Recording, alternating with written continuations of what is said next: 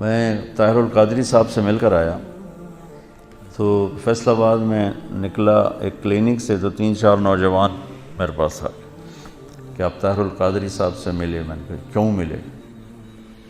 بڑے عالم ہیں اس لیے ملا ہوں۔ تو اس نے ان کو گالیاں دینی شروع کر دی اور زمین پہ تھوک کے نا پاؤں سے مسل کے کہنے لگا میرے نزدیک قادری کی اتنی بھی حیثیت نہیں۔ میں نے کہا بیٹا جو اہل حق ہوتے ہیں وہ ایسے متکبر نہیں ہوتے اور ایسے بد اخلاق نہیں ہوتے۔ وہ یہ کہہ کر میں گاڑی میں بیٹھ گیا۔ تو آج کل کے جتنے، چونکہ ہر ایک آدمی اپنے آپ کو اہل حق سمجھ رہا ہے نا، تو ان کے اخلاق یہی ہیں کہ اوروں کے لیے نفرت ہے، اور تم بھی ایسے کرو تو پھر کیا فرق ہو گیا۔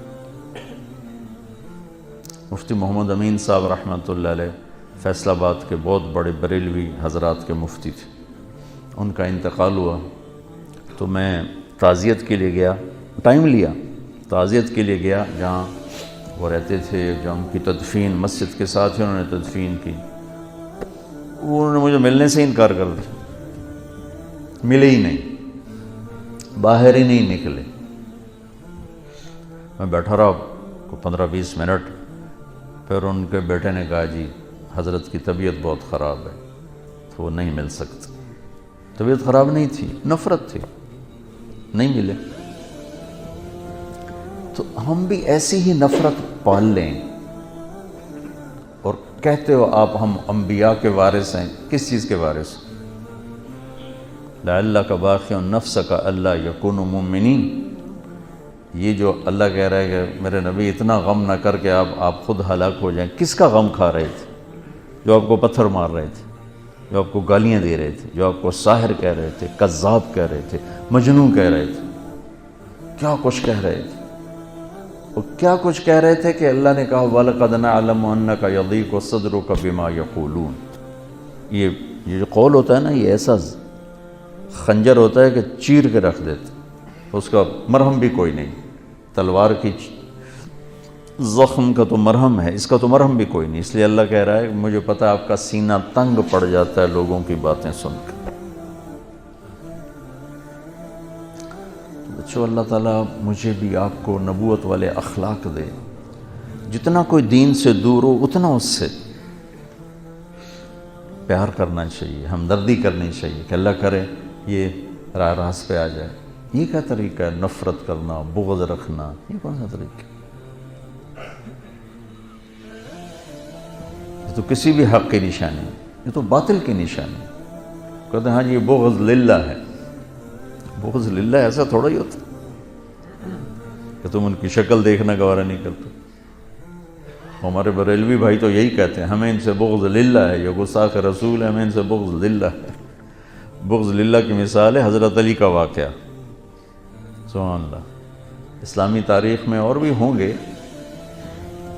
لیکن کیا نادر المثال واقعہ ہے، اور کیا خوبصورت کہ یہودی کو خیبر کی جنگ میں گرایا، قتل کرنے لگے، اس نے منہ پہ تھوک دیا تو چھوڑ کے پیچھے ہٹ گیا۔ واہ، امام المتقین۔ کنز العمال کی روایت آپ نے اس کا نادی لی امام المتقین، امام المتقین کو بلا کے لاؤ۔ ان کا جی کون؟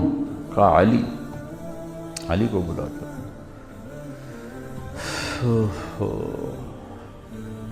آؤ بھائی دوبارہ لڑیں گے۔ وہ کہنے لگا کیوں چھوڑ دیا؟ میں نے تو تھوکا تھا بھائی تمہیں جلدی میرا قصہ نمٹا دے۔ کہ پہلے میرا غصہ تم پر اللہ کے لیے تھا، تھوکنے کے بعد اپنے لیے ہو گیا، اب حرام ہے تمہیں قتل کرنا۔ یہ بغض للہ ہے۔ تو ایک دوسرے کو سلام کرنا چھوڑ گئے۔ تو بچوں اللہ سے مانگو اللہ تمہیں کھلا سینہ دے، کشادہ سینہ دے، عالی اخلاق دے، حسن سلوک دے، علم کی گہرائی دے، تبلیغ کا پھرنا اور درد دے، تو تم پوری انسانیت کے لیے رحمت بن جاؤ گے۔ کڑکتی دھوپ میں سایہ ہو کے، جھلساتی گرم ہواؤں میں تم بادل ہو کے، خشک ویرانوں کے لیے تم گھنگور گھٹا ہو کے، اگر یہ چند باتیں اب میری نہیں ہیں، میرے اللہ و میرے رسول کی ہیں، میں تو زبان سے ادا کر رہا ہوں، الفاظ میرے، تو کرو گے نا انشاءاللہ؟ اسی عمر میں سیکھ لو.